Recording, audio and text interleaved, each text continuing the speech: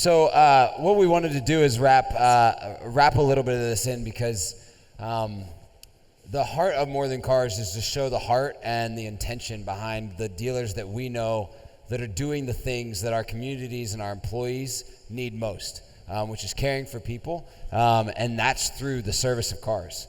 And we couldn't think of any better way than to ensure that we did that same thing and allowed you all to partner with us in that through this. So we got introduced actually through our connections at NADA, the NADA Academy, and them. Thank you to them for partnering with us here to Vehicles for Change. Got to actually go to the facility a couple months ago and just realized there was so much heart alignment in what they were doing and what we want to see in our industry. Additionally, there's a thing about technicians, which I don't know if anyone needs technicians, but and so we'll talk a little bit more about the guitar and the shoes over there in a second that we can tell you about, but we just wanted to introduce you to these two gentlemen and get to know Vehicles for Change just a little bit more. So. I thought my shoe game was on. Did anybody look at this? Man, let's hear for that. We got to get you some laces, though. Yeah. Marty, why don't you just talk for a minute about why you do what you do? Well, what it is that you do. Yeah, and then how you got into it and why it's important. Yeah, so Vehicles for Change, we're a 24-year-old nonprofit, and basically we put people in the cars so they can get to work.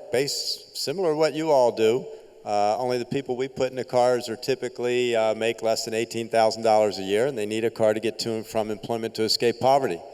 In this country, you really can't survive without a vehicle. We were built on automobiles. And no matter where you live, whether you live in a rural or urban area, particularly if you're a single mom with 2 to 3 children, you can't function without a car. And so we are the largest low-income car ownership program in the country. We've awarded over 8,000 cars to families. Wow. And then 7 years ago, we started hearing from some of our partner garages and folks that we work with that, hey, we can't find technicians. Why don't you guys train mechanics, and then we'll hire them and fix your cars. So we launched what we call the Full Circle Auto Repair and Training Center, where we train individuals, most of whom are coming directly out of incarceration, and we train them to be auto mechanics. Similar to being a single mom, if you're coming out of incarceration and you've got to walk around your entire life with a big sign on your chest that says, I'm a convicted felon, nobody will hire you. Mm.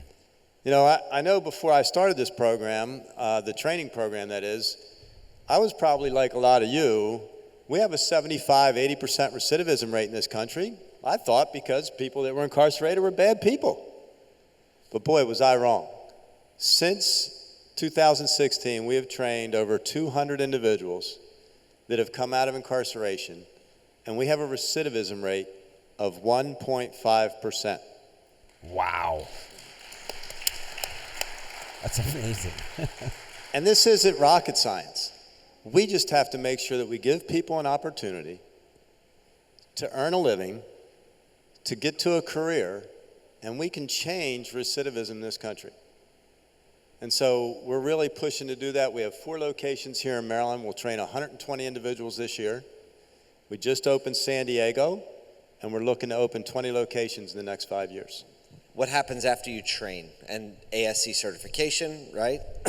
Yeah. And then there's a placement element to it. Yeah, so they currently spend 4 months with us. We're getting ready to change that now that we launched a virtual reality auto mechanic training program. So we'll be using virtual reality to train people to shorten our span to 3 months. During that time, it's really important that we provide a lot of the wraparound services that folks need to reacclimate. If you take somebody who was incarcerated for 20 years, you can't just bring them out and give them a skill and say, hey, go to work. It's not gonna be successful. So we provide a lot of services that folks need, and Terrence can talk more about that, but we provide a lot of the services that they need as far as getting a place to live, right? Having some funding so they get paid while they're in our training program, because you can't bring somebody out of incarceration. A lot of things most people don't realize is when you come out of prison, you have to go to parole and probation. You have to get drug tested. In our country, we charge people to do that. Right? They have to pay to go to parole and probation. Now, if they don't pay, they can be sent back to prison. Now, for you all, anybody here not pay taxes? It costs you as a taxpayer over $50,000 a year to incarcerate somebody for 1 year. Now, if your government came to you and said, listen, instead of sending that person back to prison, would you be willing to pay $4,800 once so that we don't send that person back to prison? I don't think any of us would not take that investment. That's really powerful. Right? Wow. None of us would not take that investment. So even if you don't care about the individuals that are coming about, we all care about the economy. So if we can put people back to work and give them an opportunity, they're paying taxes, they're not on state support, they're not incarcerated, we're reducing the crime rate, and we're giving people who really deserve an opportunity. You know, a lot of people talk about, and I can go on all night, a lot of people talk about second chances. You're going to hear Taryn's story. Taryn's never had a first chance. Never had a first chance. Most of the people we work with, they didn't get a first chance. They started getting recruited by gangs and by organizations that got them involved at 13, 14 years old. I don't know about you guys, but I was hanging out on the ball field at 13, 14 years old. Nobody was teaching me to sell drugs or wanting me to carry a gun. Man, our society has just changed today. Yeah. It's incredible. I'm guessing there might be a couple of people writing down like, hey, I think I can open up a shop near me and you guys can train technicians. But Terrence, tell us a little bit about your journey through the program, entering in and what your experience has been like learning and then finding work where you were trained, right? Yeah. Well, hello everyone. I started out incarcerated for selling drugs. I wanted to change because I had kids. And, I got into the body shop field while I was incarcerated. Found out that I really love cars more than I actually love driving them. My instructor introduced me to Vehicles for Change. And it took me 2 years before I was actually able to get into the program. I got into the program on work release, and I just went in head first, studying every day. It was more of a family-oriented work environment. Everybody there cares about what you're doing, what you're not doing, what you're going through outside of Vehicles for Change. I haven't had any bad experiences with Vehicles for Change. When I fell on hard times, Vehicles for Change was there for me. Family members passed away. I got in a car accident, couldn't work. They found work for me to do. And now I'm the subject matter expert for Vehicles for Change. I create all the modules for the VR. And wow. I'm just very thankful and grateful to be sitting here and don't have to look over my shoulder, worry about going back to prison. I can raise my kids to be good men and women. What was it like creating this new Yeah, amazing.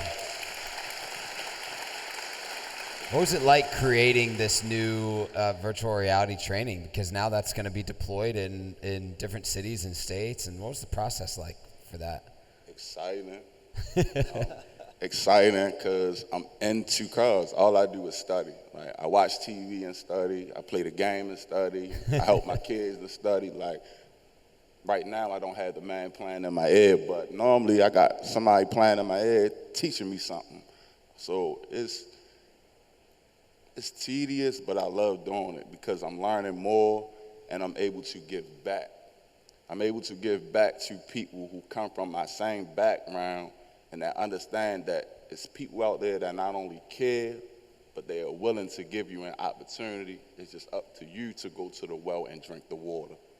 Awesome. It's funny that you're actually, with the virtual reality training, you're at pretty much the forefront of the industry, because there's this big push to train people virtually, to move, be very progressive. What does it feel like to be at the very front? Do you feel like you're getting a lot of questions from people maybe with more experience than you as a technician, but not on virtual reality? Or training people that don't have any experience in the virtual world? I'm training people that does not have experience in the virtual world. I really don't get a lot of questions about the differences from inside of the garage and actually in the shop. So they just kind of accept it as the norm that quickly. Was this He's like, technology? Not so much what? Not so much. What? No, we're really seeing, and you know, a lot of even some of the dealerships that we talk to, it's like, well, you can't train people in virtual reality. They got to have hands-on, and you do have to have hands-on. So I can tell you that the organization that we worked with to develop our virtual reality garage was an organization called HTX Labs out of Houston, Texas. Wait, so you developed this? We developed it from ourselves. the ground up. This wasn't like a plug and play. No, they built a virtual garage for us. Yep. Yeah. No different than our training garage. We go into the virtual garage, Terrence goes into the virtual garage, and he videos in the virtual garage how to do an oil change. Their software changes that to a student interactive. Now, the company that built this, and when we started looking at this, they built a virtual garage, if you will, for the U.S. Air Force.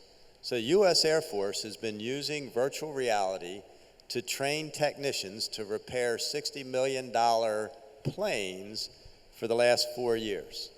60%, if you go into the Air Force to be a technician today, 60% of your training is done virtually. So we figured if it was good enough for a $60 million plane, probably good enough for cars. Oil change on that Sentra seems pretty reasonable. That's awesome. Well, hey, we could ask questions for days, and I'm sure like you guys will be around as we close up. And if you're here Thursday or anything, I'm sure they would love to stop by. They're 12 minutes up the road right here in Baltimore. Yeah, if anybody would like a tour, we're literally about 5 miles from here. So we'd love to bring you down, show you our facility. We have 20 individuals training in Halethorpe right now. So we'd love to set it up so that if we want to do a tour sometime tomorrow, we've got some folks there that would love to show you around. Our goal is to open 20 locations in the next 5 years. Like I mentioned, we currently have San Diego. Just put in a proposal for Chicago. We're working on Delaware, New York, Philadelphia, Dallas, Houston.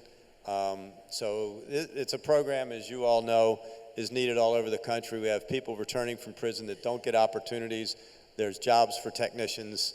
I don't care where you go, whether you're out in the middle of Montana or sitting in downtown San Diego, there's a demand for people in this field, and they can make a great living, feed their families, and keep people out of prison. That's awesome.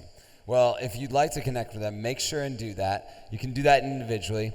But also, if you want to connect your dollars to a prize, we've partnered with Vehicle Acquisition Network over here on these fancy kicks and that incredible custom guitar that our very own Christy Canada custom created. Tomorrow, they will be back out next to the swag shop, and there's a silent auction going on. Highest bidder will get them at the end of the day tomorrow, but 100% of the proceeds will be headed to Vehicles for Change. Right now, as of 4 p.m., so just a little while ago, the guitar bid is up to $1,600. The shoe bid is up to $325. That means I got outbid on both. So you got outbid on both, and so if you're looking for that, you can also, if those dollar amounts or those two things don't make sense, you can go straight to the app. There's a button to find more about Vehicles for Change and donate directly there. But please connect with them. We think it's a beautiful organization, and thank you guys both for coming this evening. Thank you, appreciate it. Absolutely. Give them a round of applause.